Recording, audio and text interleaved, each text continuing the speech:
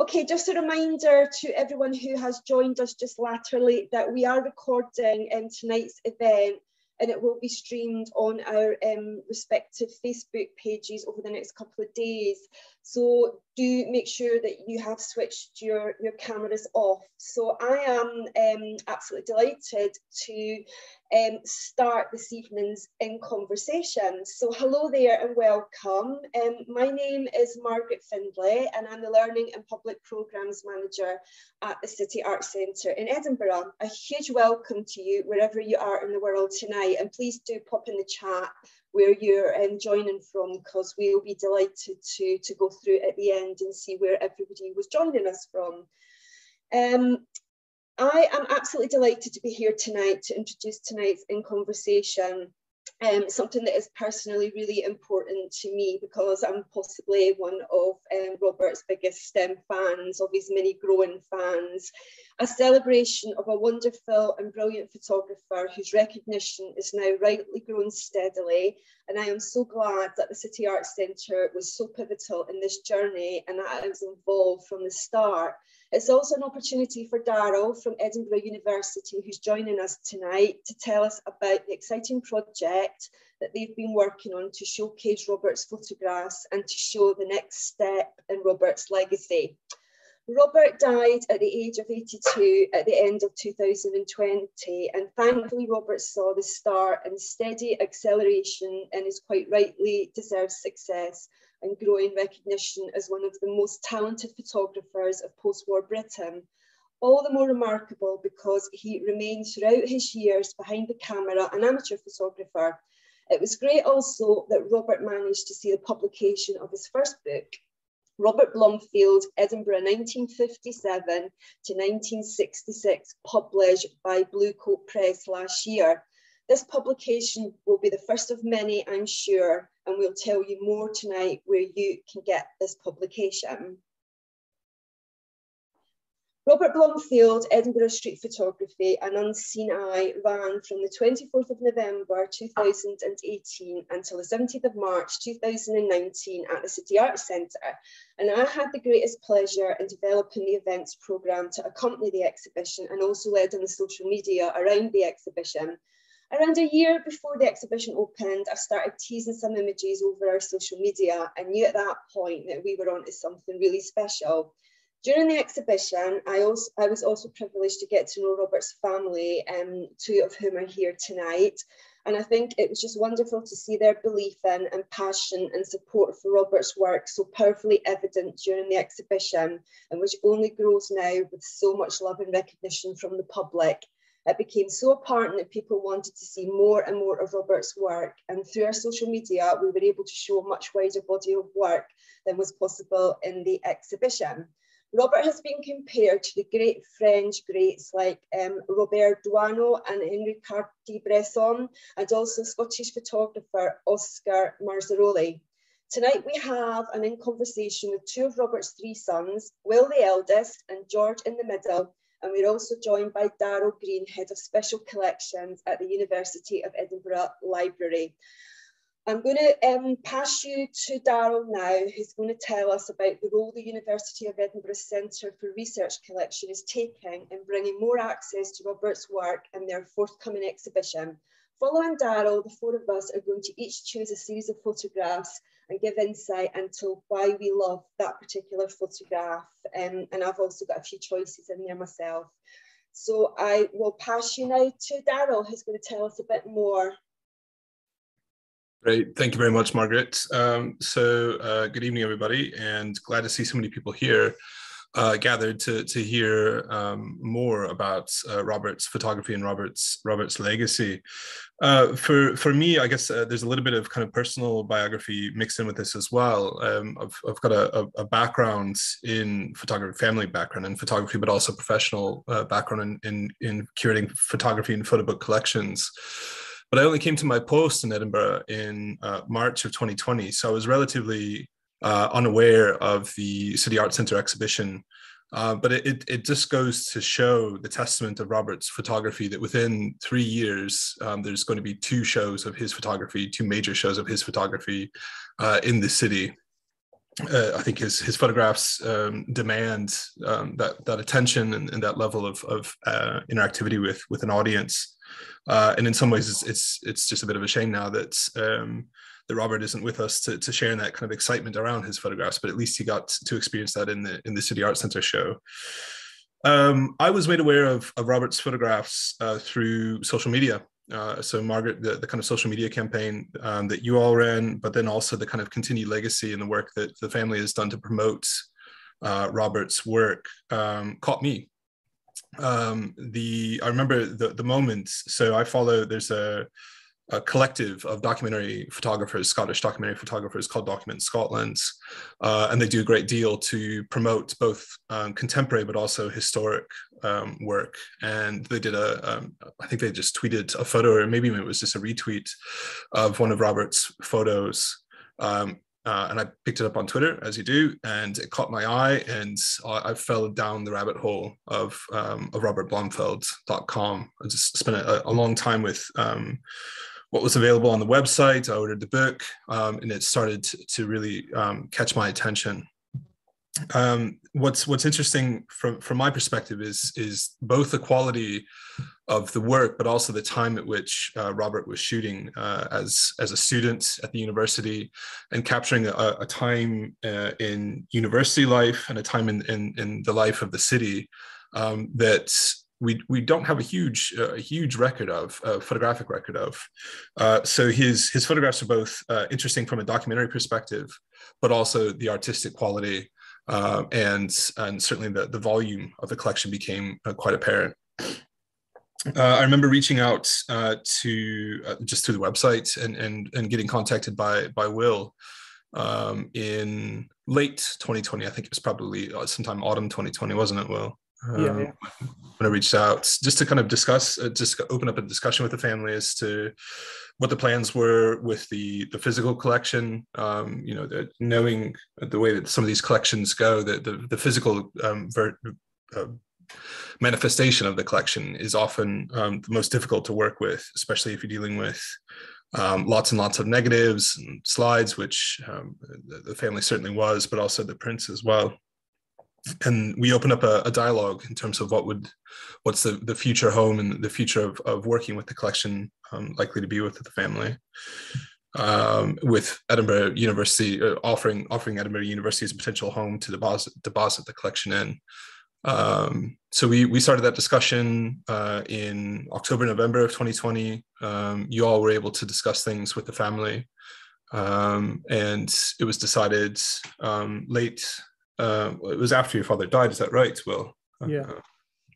That the Scottish portion of the collection would be deposited with the university, and then we began exploring what that meant in terms of the collection, because it's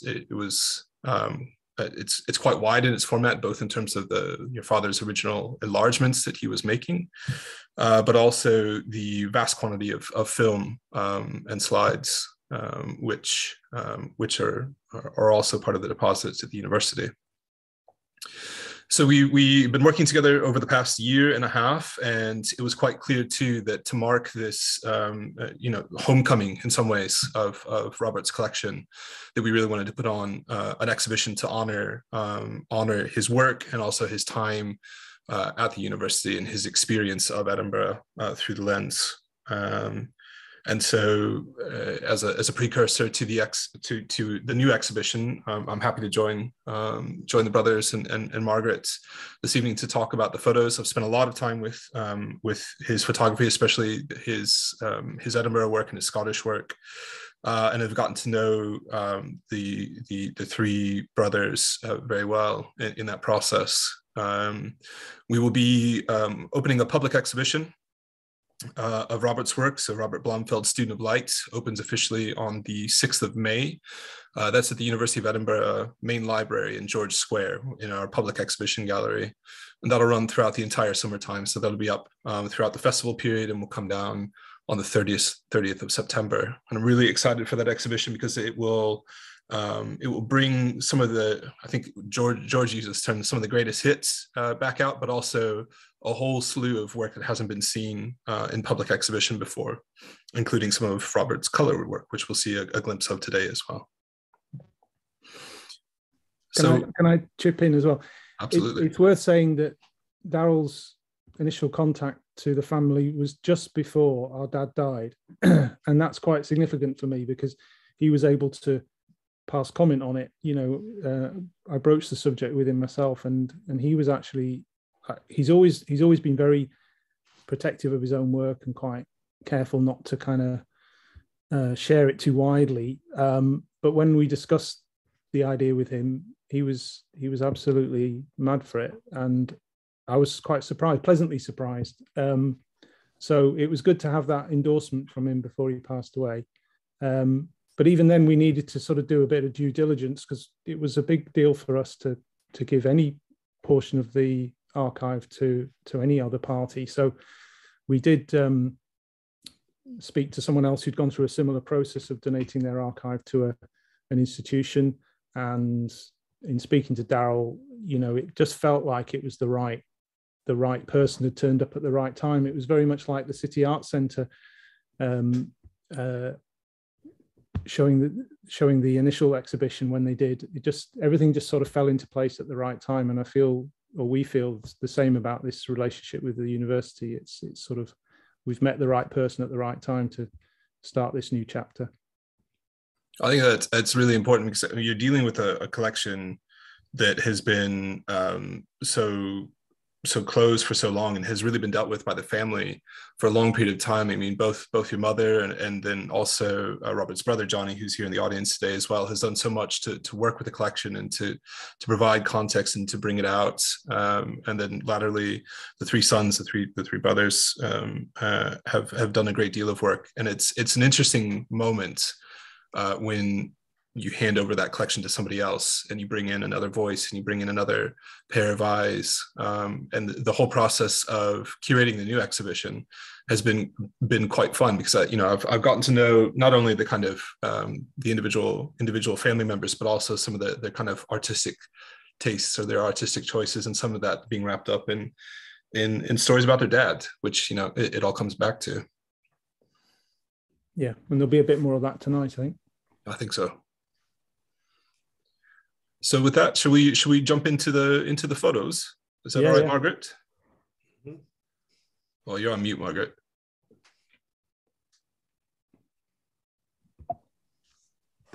Okay, I'm ready. All right, let's go, Will. Okay. There he is. See that?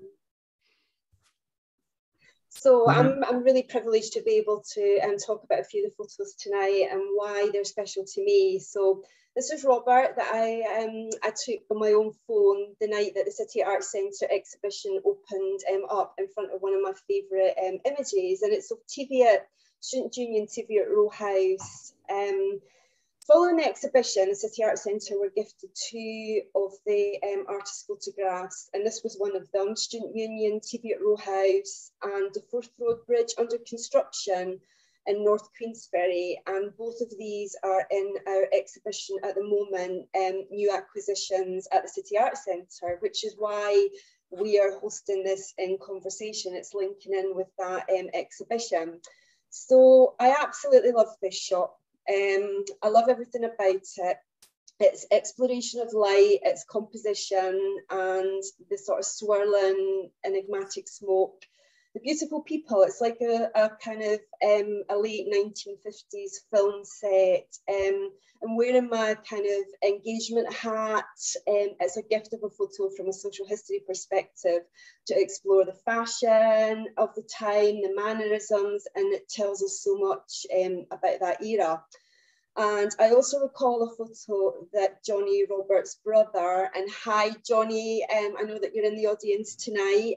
Johnny showed me very early on, which Robert took, of the steelworks at Rotherham in 1954 when Robert was just 16 years of age. And although this is a few years before his time in Edinburgh, in that photo we see his natural eye for atmospheric details and this interest in light and shade. So this artistic mastery depicting light and shade is not easy and shows a direct parallel with the great French street and humanist photographer Robert Douaneau. So I love this image, and I've got really precious memories of that photograph that I took of Robert that night at the City Arts Centre in front of his work. And at that point, we didn't know that that was going to be one that we'd get at the City Arts Centre, so it kind of makes that time all the more precious. And I'm just so privileged that I met him. Yeah, and it's going to be what we're calling the hero shot, isn't it, Daryl, for the next exhibition? Yeah, absolutely. I mean, this photo is killer. I mean, Robert has got several examples of where he's just reading the light and the atmosphere in just the right way. I mean, this photo in particular is a perfect mix of composition and lights. I mean, here you've got not just kind of one wash of light, but light washing in through all three of those windows and the depth of focus. But the fact that it's the student union, the fact that room still exists, and in fact, for a new film that we're working on with Stu Edwards about Robert's work, we went to this room to film in that space, and it looks pretty much the same, bar some of the furniture. So you know, it is both set in its own time, but timeless in many ways. Margaret, has anyone spoken to you from Tevye about that photo? No, nobody has. We know that a lot of people came forward that, you know, they recognise relatives or recognise themselves in the images. And one of the ones that I'm going to show a bit later is a classic example of that. But nobody's come forward to say that they were in this shot. No, I'm just wondering about how it resonates with people there now, like whether there's any connection with the student union now and that photograph. Because am I right, Daryl, in thinking at that time women wouldn't have been allowed in the student union? No, at that time women were allowed. Right. Okay. Yeah. I mean, I've certainly. So I had a conversation with the current president of the student union, and she saw this photo and just was blown away by it, because in normal times, pre-COVID times, you know, you could see exactly the same scene. Yeah. Without the cigarettes and the kind of cigarette smoke and things like that. But it's, you know, the guy in the duffel coat, you know, people still wear duffel coats. You know, it's fantastic. Cool. Should we move on? Yeah. Oh, you jumped one, Will. Oh, sorry, there we are. Yeah, this is one of mine. I've always liked this shot. And I think it's just because I can imagine being that boy swigging that drink. And, you know, and that girl looking enviously on. And yeah. That would have been me, Will. Sorry? That would have been me. Yeah, exactly. Yeah. But the more you look into it, the more sort of things you see. And this is what I think my dad was so good at. There's little details. And I don't know whether this was deliberate or just a happy, probably some of it's just a happy coincidence. But little things that's always fascinated me about this picture is the label on the Coca-Cola bottle there somehow mirrors the shape of the railings. And the shape of the steps is somehow mirrored by his hand-knitted jumper. You know, little things like that. I think it's a fantastic shot, and I've always liked this. And then I started looking at his grubby little knees and his long socks and his sandals and stuff like this. It's yeah. Well, Will, you've been looking at that photo a lot. I'm just seeing the lines and the reflection in the stairs and things, and the line in the bottle. It's pretty good, but you spend a lot of time with that photo. I should get out more. That's great. Yeah, I do like it.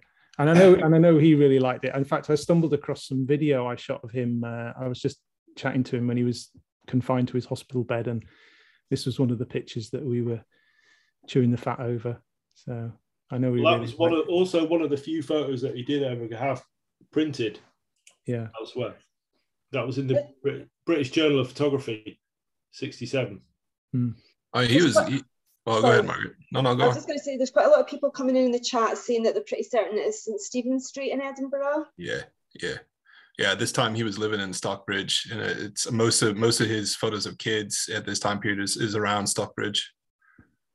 I was going to say, I mean, we don't have any other of his photos of kids on the street, but he did such an interesting job. I mean, there's lots of photos of him where he's kind of caught a group of kids, and they've all turned around and he's taken their photo. But he's also done he also did a great job of catching kids just doing kid stuff. You know, whether it's snapping the elastic band at a cat or swinging on scaffolding, things like that. I mean, this is it's great. You know, kids, you know, a bit unaware that he's walking by. All right, so this is my first one. As you can imagine, from the university perspective, I got really interested in what he was capturing on the ground in the university. What I love about that, there's a number of things I love about this photo. So this is in the anatomy, School of Anatomy, the Anatomy Lecture Theatre, which still exists today, largely with the same furniture. So what I love about this photo is that it brings Robert's street photography to the university. Most of the photographs that we have of his university life are, if it's not in the hospital, it's all just kind of casual social situations where here he's in a lecture theater, clearly before lecture is about to kick off. And what's great about this is, you know, he has captured a moment of kind of chaos before the stillness of a lecture, but people are aware of him. I mean, we see a lot of photos in his corpus where people are engaging with him and the camera at the same time, or kind of aware that he's taking a photo. And you can see also, I mean, what's great about this photo is just how many people are in focus, the depth of focus across the crowd all the way to the back. You can see folks that see him, you know, whether it's the lady in the front left-hand corner who's got her mouth a bit open, or the fella dead center who's given him a pretty strong death stare. It's just a great photo. There's focus lines everywhere. But from the university perspective too, it's capturing a classroom environment, which again, we don't have many examples of. And at a time, and specifically within the School of Medicine, which was a very diverse in terms of gender, in terms of race, in terms of international profile. And you can see that reflected in the crowd here. You've got women mixed in, you've got clearly a number of different students of different racial backgrounds in attendance, and it just reflects medicine at Edinburgh being taught in the 1960s, and we have very few of these. It's a really great photo. Cool. George. So this is one of mine. I just love the atmosphere of this shot. It could be San Francisco, but it's Edinburgh. And it could be a film poster. I don't know what it is about this shot, but it just is pure atmosphere. And then that's coupled with his eye for engineering detail, the arch of the bridge that is highlighted. The scale that's given by the people in the shot. So he took this with a telescope as well, which I don't know. We think is it from North Queensferry side, I believe. Yeah, it's North Queensferry. North Queensferry. He's probably about a quarter of a mile away from the bridge, through a telescope, and he's still got it pin sharp. But if I could just sum it up with one word, it's atmosphere. And subheading engineering. And he almost studied engineering, and I think that's one of the things that's enabled him to take this shot, is his appreciation of that. And yeah, I don't know what else to say, but I just love it. Well, you can say something about this. Yeah. Well, that's him practicing to take that photo. So we got this telescope downstairs at the moment in my house, and it's about to be shipped up to Edinburgh. It's going to feature in the exhibit, and I don't know what the F number was on that, but it would have been pretty small. Mm-hmm. So again, that only adds to the appreciation of taking that photograph, because the amount of shake he would have got. He didn't often shoot really, really high ISOs, I don't think, but somehow he's pulled it off.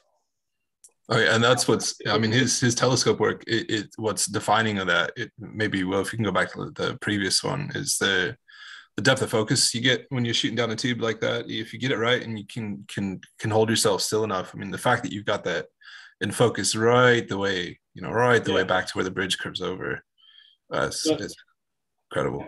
He probably didn't, I don't know whether he would have had that on a mount, like because looking at the tripod that comes with that, I can't see it being any use, quite frankly. It's not a tripod. It would have sat. I've got a tripod. I've got the tripod for that downstairs, but it's not particularly user friendly for taking that kind of photograph. Maybe he just did what he's doing in that picture. Exactly.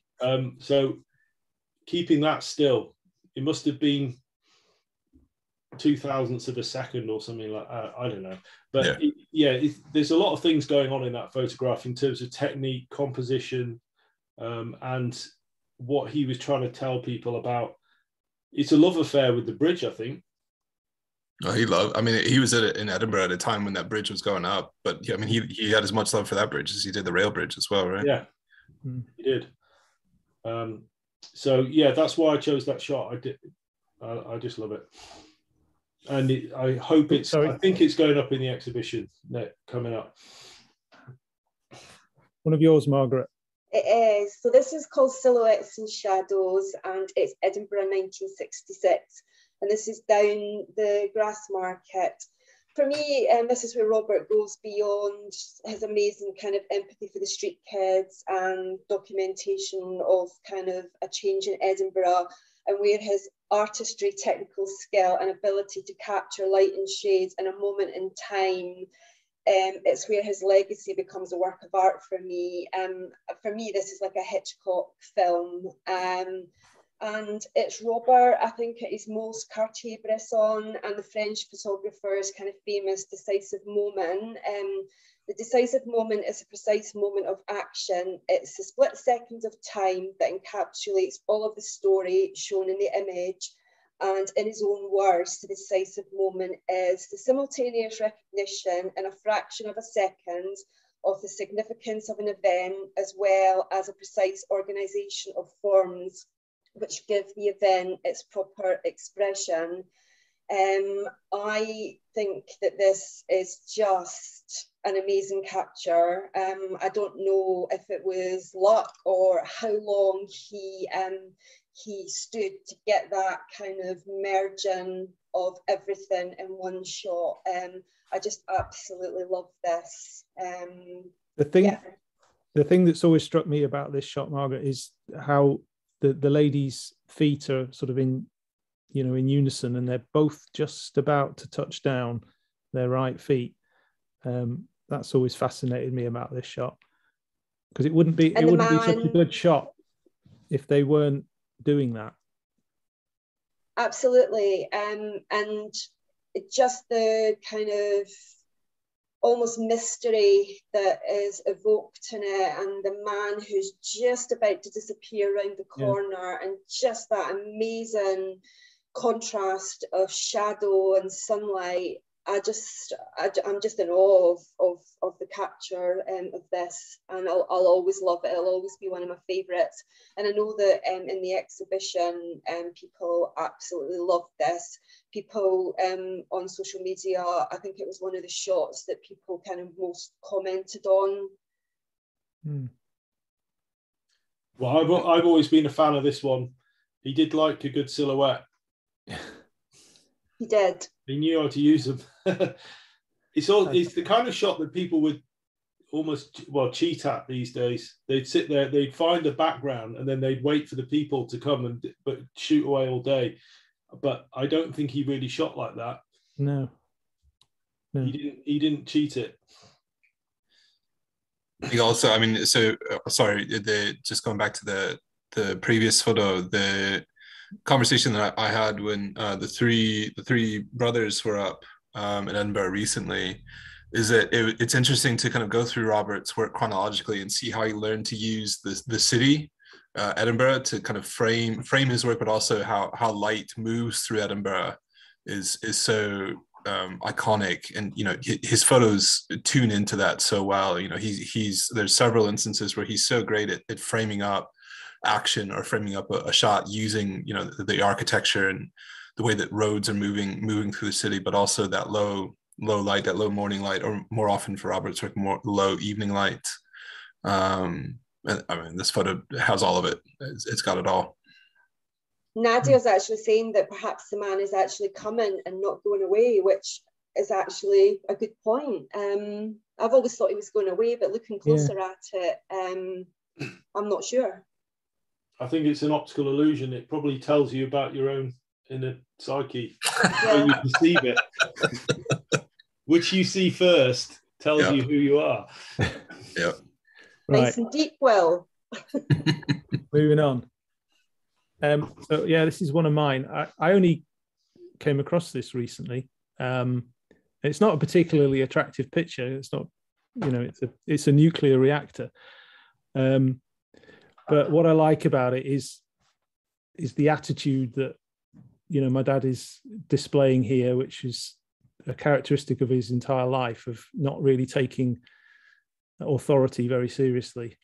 So this sign explicitly prohibiting him taking a photograph, he takes a photograph of the sign and the thing that he's not meant to be taking photographs of at the same time. And I remember experiencing this myself when he came to an open day. I was working at BT and they had this open day for families, and he came armed as usual with his camera, and there were very clear signs saying no photography of any of this commercially sensitive equipment that we were showing off. And he proceeded to snap away. And until a security guard came up and tapped him on the shoulder and said, who are you with? And he pointed at me, and I was mortified with embarrassment. And this guy was like, well, you can't take any photos. So he put his camera down, and then as soon as this guy was out of view, he started taking photos again. And this was just what he was like. He just didn't, he was just curious, and if anything said don't go in here, then he'd be wondering why. So this photograph, although it's not particularly attractive, just reminds me of that aspect of his personality. So it really caught my eye. It's earlier than I thought it was as well, actually. 59. It's the kind of shot he would have taken later on. Yeah. Well, it's just because, it's what, so our mum used to collect photos he'd taken in a sort of sub collection and call it the funnies. And he did sort of take more and more funnies later on in his career, but this is an early example, you might say.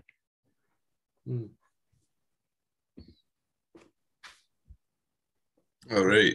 So this is an image that I've gotten to know as I was working through the collection shortlisting for the new exhibition at the university. And again, looking for that kind of university life. There's a number of photos that have come to light of the kind of social life of a student. And this photo is another example of just the right moment, the right time, the right place, and clearly, I was just watching comments from Johnny. The fact that he wasn't shooting with a motor drive meant that he had one shot to take this photo, and that's it. So he clearly had kind of scoped out what he wanted to do. Here you've got this is the Union Canal, quite close to the rowing club where the boathouse is, and at a point where you've got a bit of a viaduct. And the composition is just fantastic. So you've got the raised canal, you've got the rail going on underneath. The depth of field is super deep again. But again, that moment of the action in the rowers, but also the fellow riding along the I'm not a rower, I don't have the terminology. Fellow riding along with the boat. He's just captured at the right time in the right place. So it's another example of again that kind of knowing what he was doing, waiting for the right moment, and being well equipped to take a photo that is stellar.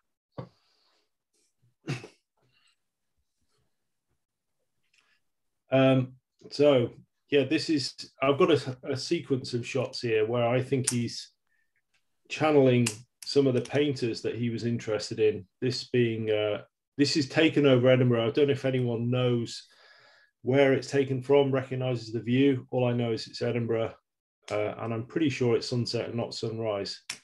So I'm interested to hear people's take on that. But if we move to the second slide, Will, when I scanned, is it scrolling down? Mm-hmm. Here we are. As soon as I scanned, because this is one of the ones I scanned recently, it was a glass slide, and I knew it reminded me of something. And then it was this painting by Monet, and I know he was a fan of Monet, and he had a similar obsession with light and color. And I think that's one of the reasons why I immediately resonated with this photograph, because I used to talk to him about Monet. I would look at books of Monet with him. Went to visit there was a big exhibition in London about Monet. So that was the connection. It's a fairly recent uncover, that slide. We think it's around 1967. It's a glass mounted slide. But yeah, it speaks of his obsession with light, and the obsession with light fed into the title for the new exhibition, which is Student of Light. The next one, if we move on. So this is in his medical training days. Again, there's a connection with a painting. And when I was familiar with this photograph for quite some time, but as soon as I was looking at it through this lens of paintings, this one came to mind. Rembrandt, another one of his favorites in the art world. I don't know whether he was channeling it, but the composition is very similar. The angle that he's chosen to put himself on, never mind the fact that he chose to have a camera on him in the first place. But he could have been anywhere in this room. He didn't need to be at this particular angle, but he's chosen to frame these people. Dr. Matthews' hand is in exactly the same position, and his head as this, as the anatomy lesson of Mr. Nicholas Tulp. I don't know whether I'm reading too much into it, but he definitely had an affinity with artists like Rembrandt and with Monet. And I think that on some level, it was feeding into the way he was composing some of his shots. Do you want to say anything about our mums? Well, yeah, and our mum was studying art history, so he was immersed in this world of not only photography and medicine, but art in the broader sense, and the analysis of art as well. So I can't help but think that there's an interplay there at the very least. And again, if we move on to the next shot, this reminded me of something as soon as I saw it. Again, this is one that I've scanned recently, and it's in London. I think possibly on the King's Road, but I'm not entirely sure. There was something about this lady that reminded me of a Renoir or a Manet. And then when I went looking, well, this is the closest I've come to finding an approximation. But again, it just reminded me of his affinity with painters, not just photographers, and the way his sympathy for their approach. And George, there's quite a few people coming to suggest where the first image may be. So Craig Locker, some saying that looks like the church in Slateford in the background, and somebody saying Dalry. So quite a few Dalry, quite a few people saying Dalry. Are those chimneys still there? Because are they still around? Can you go back to the image?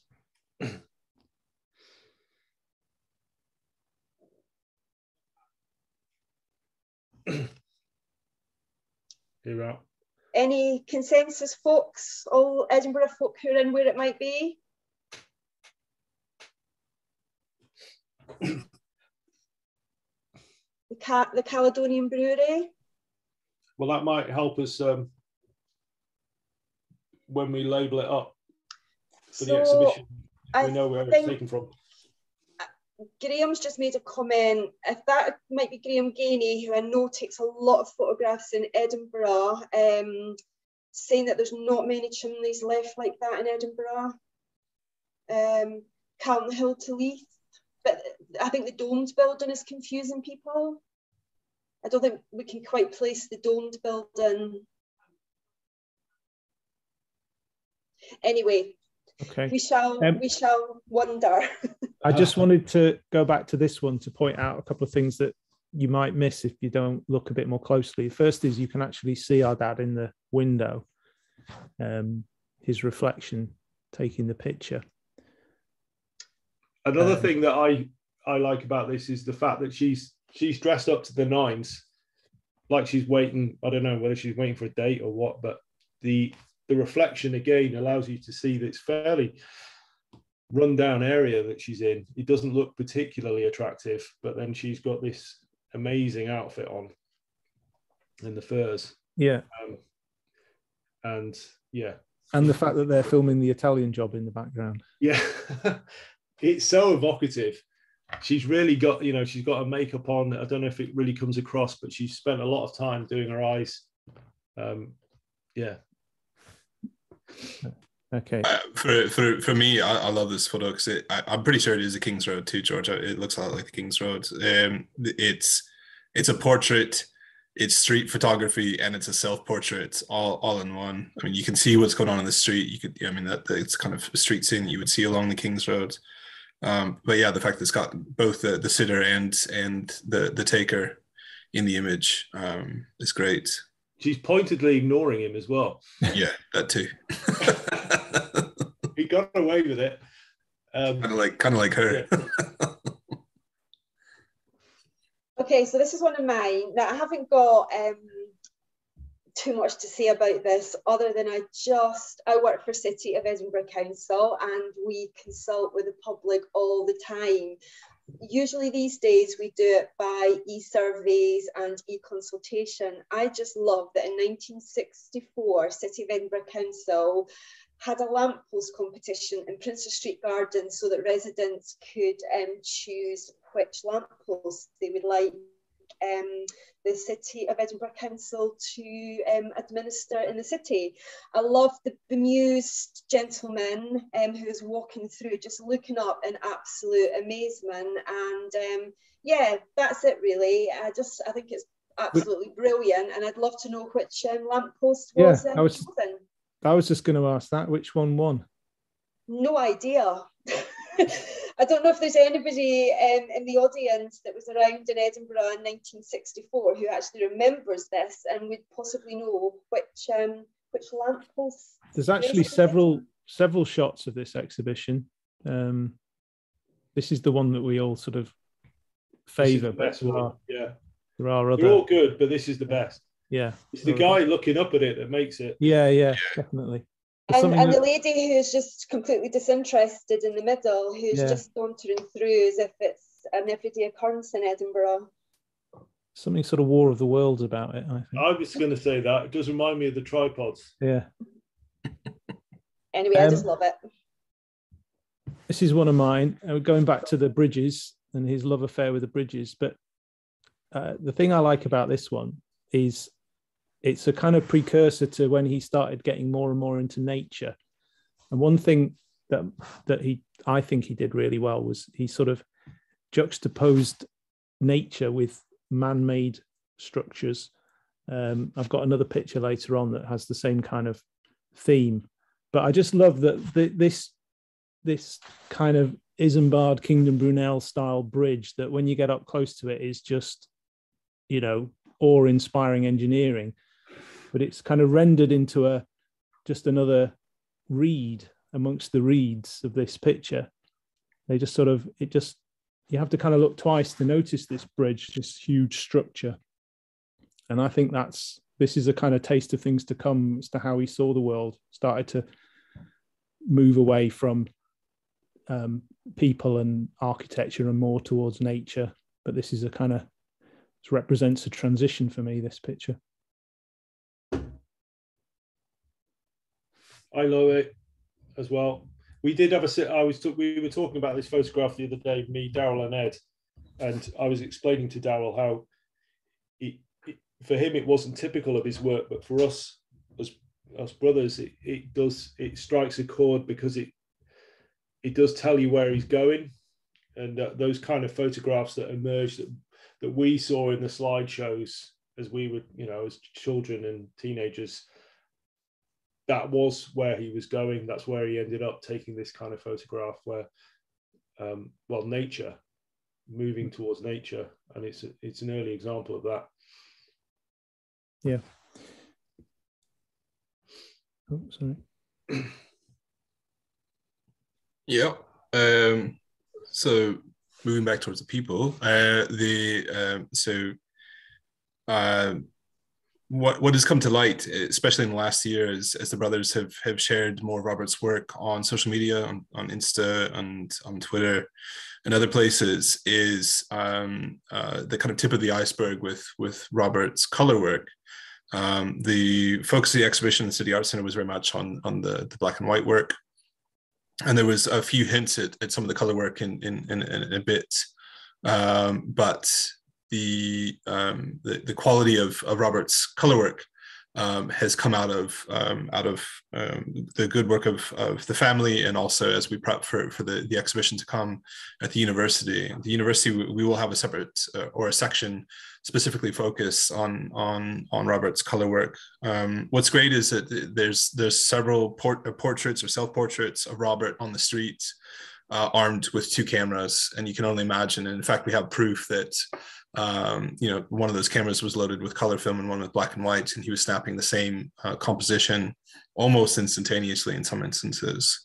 But you still get, in the best of his color photography, you still get his attention to light and to shadow and to architecture and to people and to composition.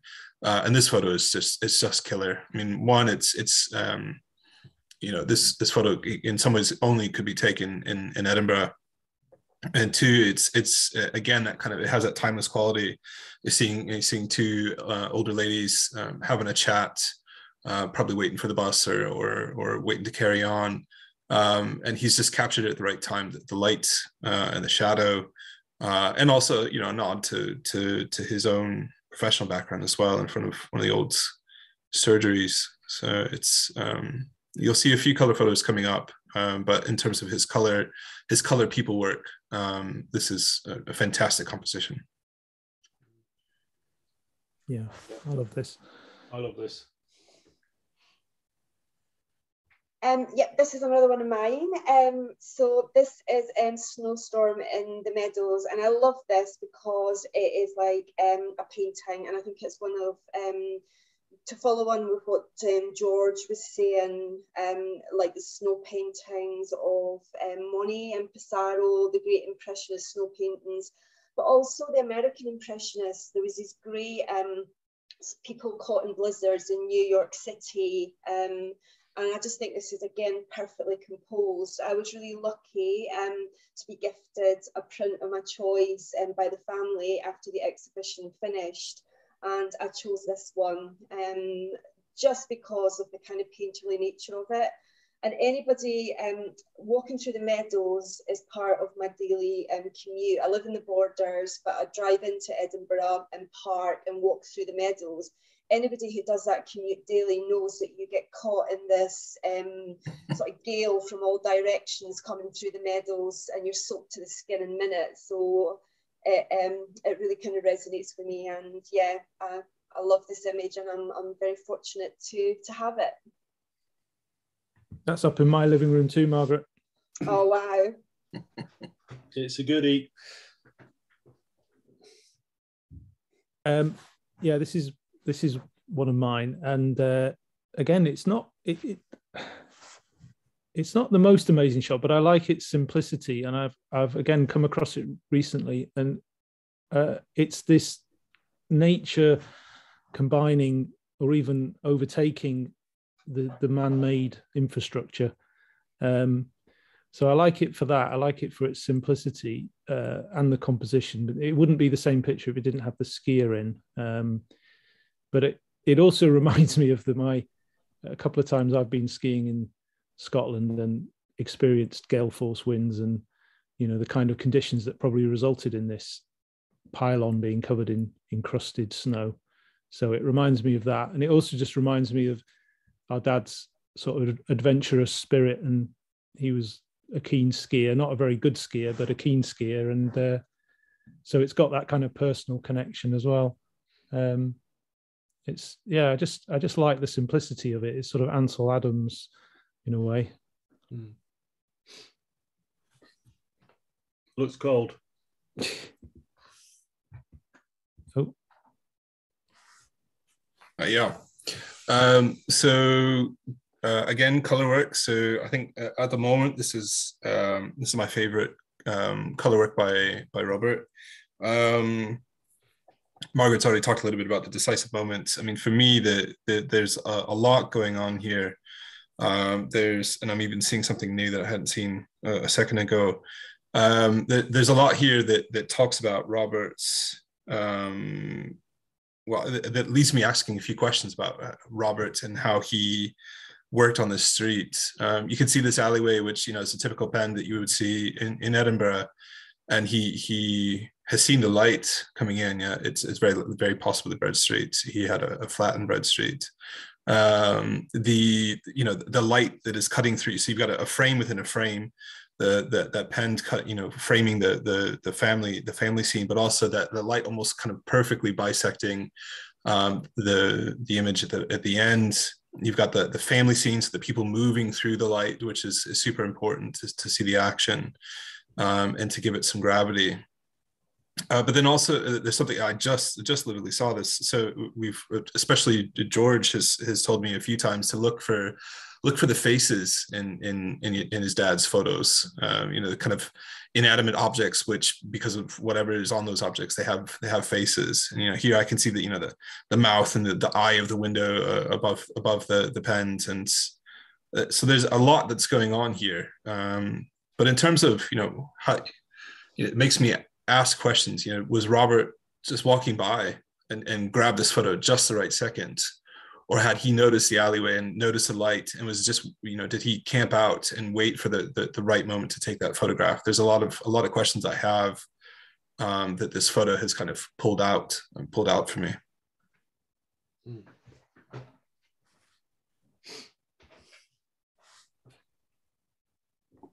So yeah, this is one of the photographs where when we had the exhibition at the City Arts Centre, lots of people came forward with stories about who it was and recognising themselves or family members. And this old lady leaning in Edinburgh in 1965, there's quite a story to this lady.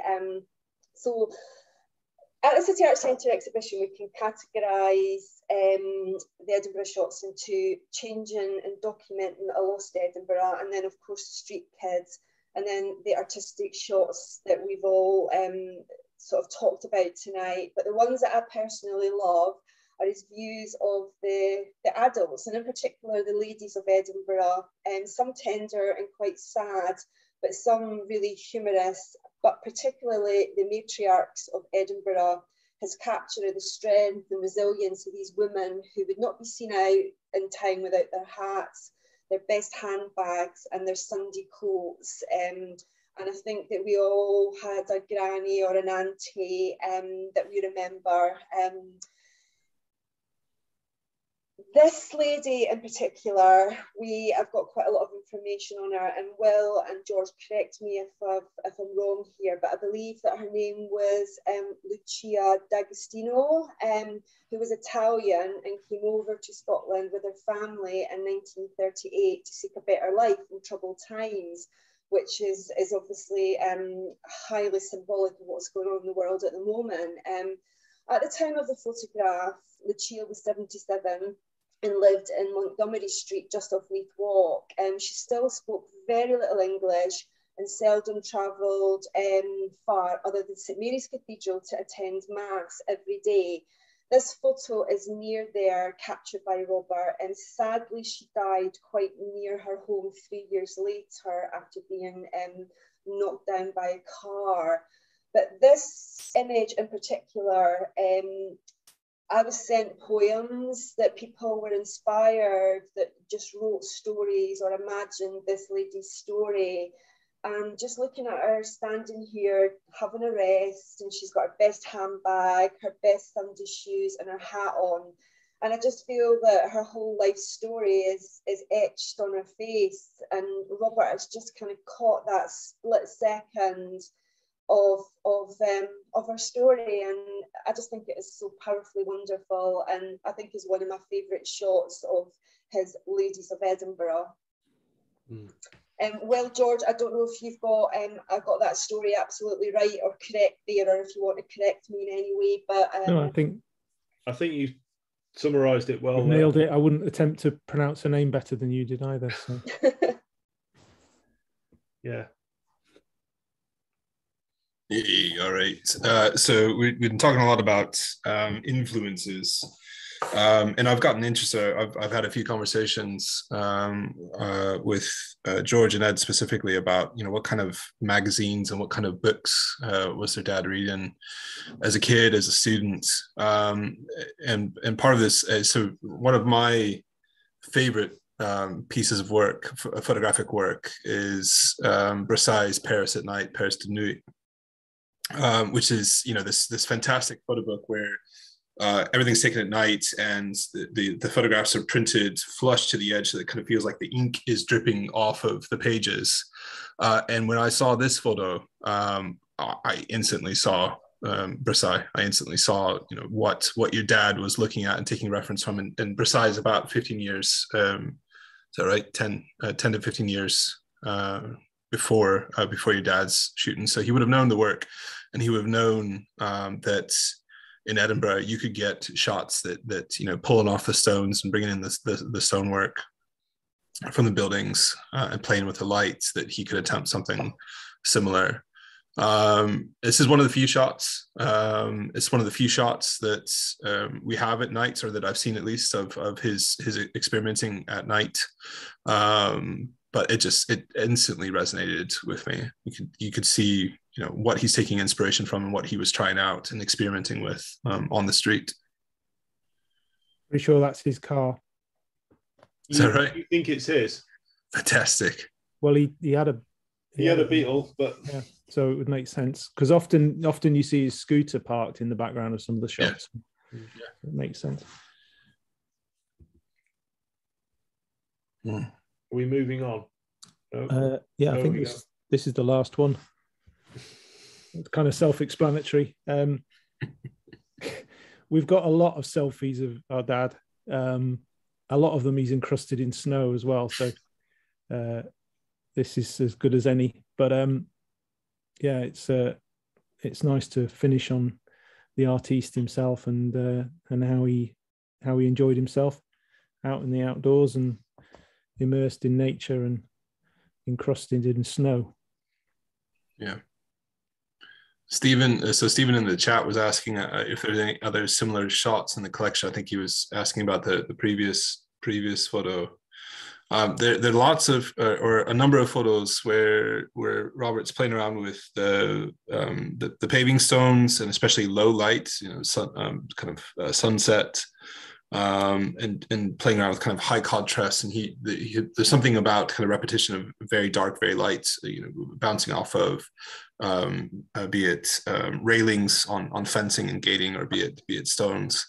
But there's very few that I've seen, and George and Will, you jump in here, but there's very few that I've seen where he's shooting at night. No, well, there aren't many at night, and that shot is a little bit of an aberration. That's why it was in the previous exhibition, but me and Ed love it. I don't know whether it gained much traction with people who went there, but I've got it on my wall. I'm looking at it now. But it didn't seem typical of his work. It felt like we knew it was a good shot, but it didn't feel like that's really representative of him. And so we were unsure whether to put it in, but we liked it so much we did put it in. And I don't know whether that quality just is because it's at night or not. But it's a great shot nonetheless. Yep. Well, thank you everybody. Thanks to the three of you for your choices and your insight. So I would just like to open up questions. If anybody's got specific questions or memories of visiting the exhibition at the City Arts Centre, or questions for Daryl about the forthcoming project at the university. There was a question there. Ian said that he finds it hard to comprehend how a medical student not only had time to take so many pictures, but also develop them. Do you want to come in on that, Will? He was a busy man. I mean, it was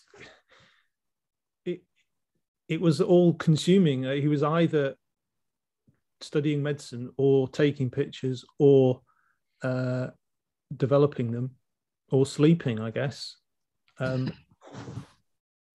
judged based on what the evidence we've got, and it was incredibly time consuming. Anyone who's listening to this talk who knows anything about photography knows that shooting film and then developing the film and then printing the film or enlarging the film, it's complicated, it's time consuming, it's expensive, it's the reason we all carry digital cameras in our phones these days, because no one could be bothered with it.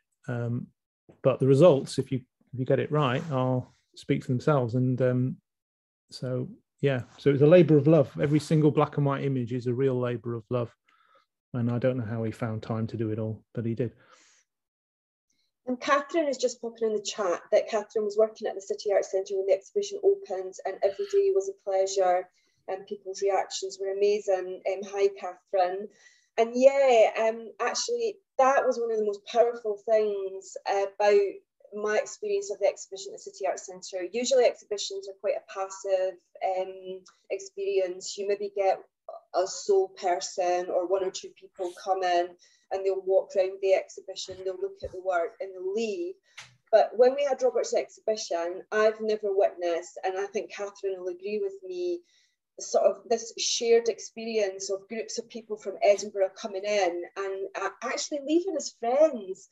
We would see people saying, I remember that, and do you remember this, and oh, you lived in that street, and people would come together, and it was like a really powerful shared experience, and I've never witnessed anything like it in any exhibition at the City Arts Centre. And actually I do think that a lot of these people will probably still be friends that actually met at that exhibition. And Daryl, I hope that you experience that when the exhibition opens up at the university, and I'm sure you will. I'm sure that there'll be more stories to come out and more stories to be told. Yeah, absolutely. I mean, it's already kind of showing some of these images to the university community has been really interesting, because it is both for those who were alumni of the university who are still around. They're quite evocative, but also to students, to students who are studying at the university today. And especially, having gone past through the past 2 years, where students have not been able to necessarily be on campus or kind of experience that campus life. It's given them a sense of place and a bit of grounding in what the university was and what it can be. There was a question in there about what the exhibition, or a bit more detail about the exhibition. So maybe I'll segue into that very quickly. The exhibition. So just again, the dates of the exhibition, we're opening on the 6th of May and running throughout the summertime until the 30th of September. The exhibition will be in the university's main library public exhibition gallery. So that's in George Square, through the main entrance of the library and to the left. The anteroom, quite a large gallery space. We'll be exhibiting roughly 50 images of Robert's work, as well as some of the physical artifacts of his street photography, but also from his darkroom. And we have commissioned a new film from Stu Edwards, who produced the first film that was debuted at the same time as the City Arts Centre exhibition. The exhibition's titled Robert Blomfield, Student of Light. And the focus there is really on three main aspects. One is his life as a student and the kind of student life that he was able to capture during his nearly decades in Edinburgh. There is a further focus on street photography, but more looking at his work with light and shadow. And some of the examples that we saw today bring some of that narrative out, is, you know, using the city to frame his work, using the unique lights that you get in Edinburgh to really enhance his photography and his skills. And then finally, colors. So there'll be a whole section of the exhibition devoted to his color work. So we'll have roughly a dozen of his color pieces on display in the university as well. We're also working with the various festivals in the city to install an external portion of the exhibition. So on George Square, on the railings in George Square, we're hoping to install an outdoor portion of the exhibition that will be up throughout the festival period as well. So watch the space, please. Please come and visit the exhibition when it's on, and there'll be a list of events being published soon. But yeah, I agree with you, Margaret. I mean, photography, when it's good, has the power to bring people together and to evoke all kinds of conversations and memories. And also, for what I'm hoping for is to inspire, Edinburgh students today, and to see, you know, this is the work of a medical student, as somebody commented, it's the work of a medical student who just had the artistic talent and the drive to really hone his talent down while he was a student. It's a wonderful story. So I'm going to direct this next question to George, and it's actually making me chuckle, and it's from Gary Hamilton. Did your mother have time for his hobby? My wife often walks away bored, and I'm assuming that Gary is a photographer. So yeah, tell us about that, George. Short answer is yes. I think she did. I don't think she had much choice, but I think she genuinely enjoyed it for the most part. The journey of, she was a great fan of his work, and she knew it was good. And she was, like, as we've alluded to, an art historian by training. So she knew a good picture when she saw it, and she was a great one for trying to get his work recognised. And yeah, she was a fan. I'm sure she had frustrations, especially when she was having to live around smelly chemicals and printing the work. But I think she fully embraced it. There obviously would have been frustrations down the line, like we all had when we were kids growing up. I think we were probably more frustrated by it than she was. Like when we were skiing down mountains, and then he would stop for half an hour to take a photo of whatever it was. That was a frustration. But I don't remember ever her being frustrated by it. There were other things that she get frustrated with, but photography probably wasn't one of them, actually. Yeah, I think it's fair to say that we wouldn't be here probably having this chat if it wasn't for her. She started this whole process of trying to get him recognition. I mean, if it was up to him, he would have gone to his grave with the boxes buried with him probably. But she just really believed in his work and started the process of digitizing in a very small way, but in a significant way, because it proved that he was of an analog generation and didn't really get digital and didn't understand it. And she didn't really either, but she kind of tried. And yeah, that's what started it all off. That was the nucleus of this whole project, really, was her initial attempts at scanning his work and showing it around people. Document Scotland is asking Daryl, how big is the Edinburgh acquisition? How many prints, negatives and transparencies will make up the archive? Yeah, so the initial deposit from the family is all of the prints, or at least the majority of the prints from Robert's work in Scotland, which is 95% Edinburgh focused. There's bits of his trips up into the hills, and a few sessions in Glasgow as well. The print is numbering, correct me if I'm wrong, guys, about 800 or so prints that had been deposited, which are the original enlargements that Robert struck in his student digs. the film collection, so the entirety of the 35mm collection has been deposited with the university, and that is many rolls of 35mm. I'd put a finger on it, between hundreds. It's thousands of shots, of which this is one of the main things that we're excited to find out about via the university's archiving, is what is in there. Yeah, because nobody knows yet. Yeah, so I mean, this again, just kind of putting my finger in the air, it's probably between 600 and 900 rolls of film, something like that.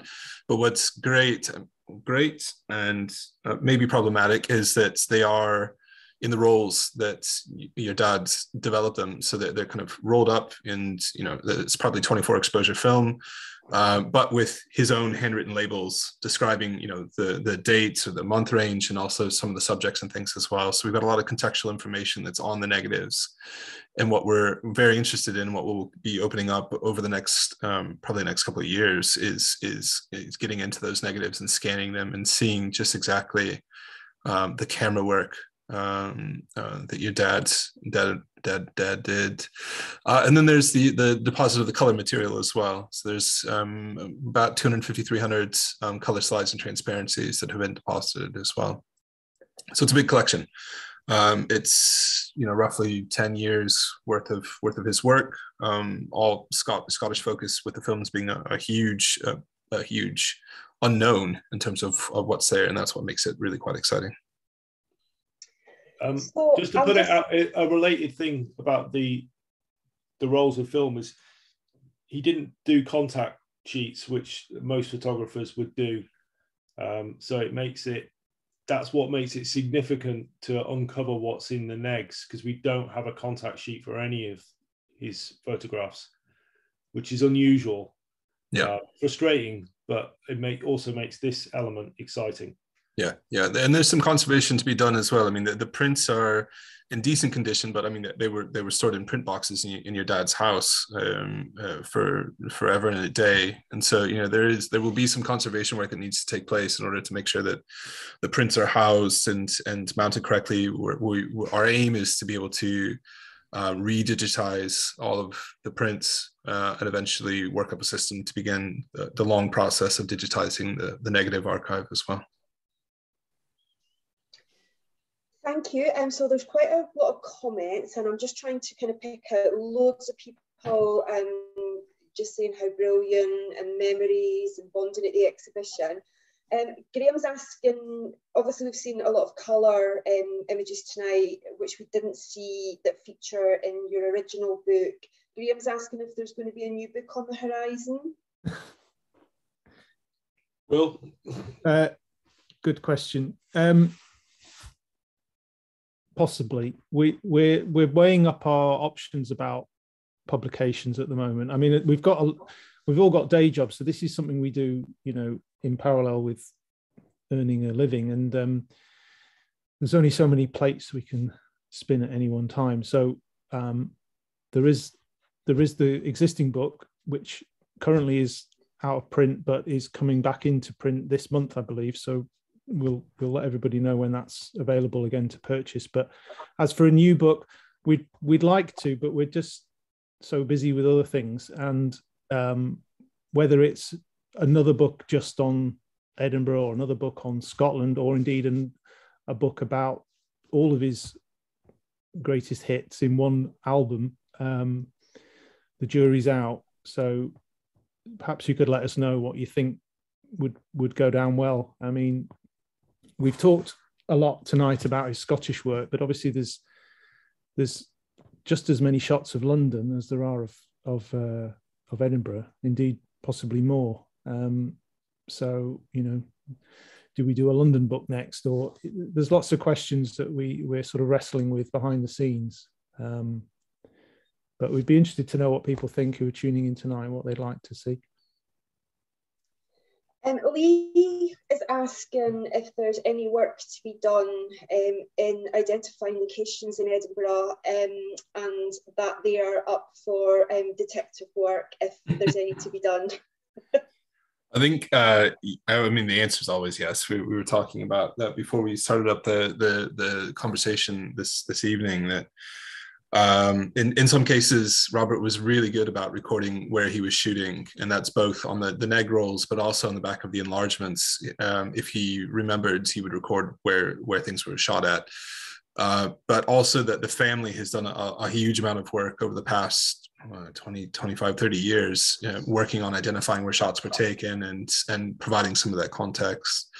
I think as we embark on the journey with the university, the ultimate goal is to be able to provide a kind of catalogue raison of Robert's work, which you should be able to kind of search by, geographical place name, be it in the city or out with, or by subject or subject type or whatever. So there is going to be a lot of work that needs to be done. And a lot of that will I mean, just this evening, I think we've learned at least 3 or 4 things about the photographs that we displayed this evening. So there's a lot of work, and we're going to need a lot of help over the next couple of years. Okay. So I am going to have to wrap this up because we've gone a bit over time. I think we could just talk forever about all of this, and there will be other opportunities, and I'm sure that Daryl, you'll be organising some great events for us to join. So a little plea for me, if you could do a little review for us on our council Twitter, which is @EdinCulture, and I'll pop that in the chat. And I'll tag in the other respective Twitter pages and anything that people post. So just a couple, wait a minute, I quickly got to ask this question. Are any of Robert's sons photographers? Yeah, Ed is. I studied photography, and I've done some photography semi-professional over the years. Ed trained in English but ended up being a photographer, so go figure. But we're all keen amateurs or professionals at one level or another. Okay, that is absolutely brilliant. So I think that just to finish off, first of all, I'd like to thank Daryl and Will and George for an absolutely brilliant event, and thank you for working with me on this and doing this as part of our new acquisitions programme at the moment. I am absolutely proud and privileged to have been there at the start of this journey, and I'm just really excited to see where you're all going to take it next. So I'd like to thank you all for an absolutely brilliant session tonight, and I'd like to thank everyone for joining us from all over the place. It would be quite good if we finish off by quite a few people are asking about Stu's film and also where they can find out about the events, but also really for Will and George, maybe to say a bit about your Patreon page and just some resources that people can go to find out more. If you can each maybe just say that, and we'll pop it in the chat as well so that people can find that. So we'll kind of finish off with that, but a huge thank you from me to absolutely everybody for joining us. Sure. So first on Stu's film. So Stu's original film can be seen on the website on robertblomfield.com and also on Vimeo. And as we mentioned, we've commissioned a new film with Stu, which will debut at the exhibition and be made available online in due time as well. Events for the upcoming exhibition. So we'll be putting out a press release about the launch of the exhibition here in the next 2 weeks. And with that, we'll have a web page that will detail out the details of the event, the exhibition, but also populate the event schedule throughout the summer as well. So just keep your eyes out for that. Yep. It's actually robertblomfield.co.uk, but sorry. So yeah, in terms of keeping abreast of what we're up to, I do social media for the photo project on our side. So the Robert Blomfield Photography Instagram, Facebook and Twitter page. Feel free to follow that if you're not already. You probably are if you've joined us on this.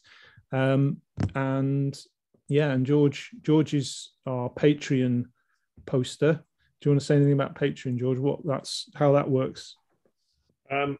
Well, Patreon is a thing that we run alongside our social media endeavors, just to highlight the highlights really, was because I'm scanning them. I don't know if you see behind me, but I've got all these slides and I've got a big scanning machine there. So when I get time, I scan stuff in, and if there's something that catches our eye, or something we want to shout about, we'll put it on Patreon, and we try and post once or twice a week. And it's a way of another way of connecting with people, and they can support us if they feel so minded, to keep the whole show on the road, really. Yeah, the patrons are sort of a behind the scenes pass, really. We put up pictures that George has discovered through his scanning, but we also, some of the kind of stories and just little anecdotes or thoughts that have occurred to us, or maybe events that are coming up, we put on there. So it's a little bit, it's a blog essentially with never been seen before photographs that get posted up every now and again.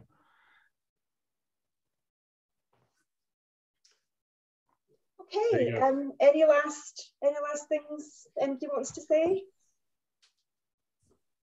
No, thanks for everyone who's joined us tonight. It's been fun reminiscing. Yeah. Thanks, everybody. Thank you guys for hosting and joining. Okay.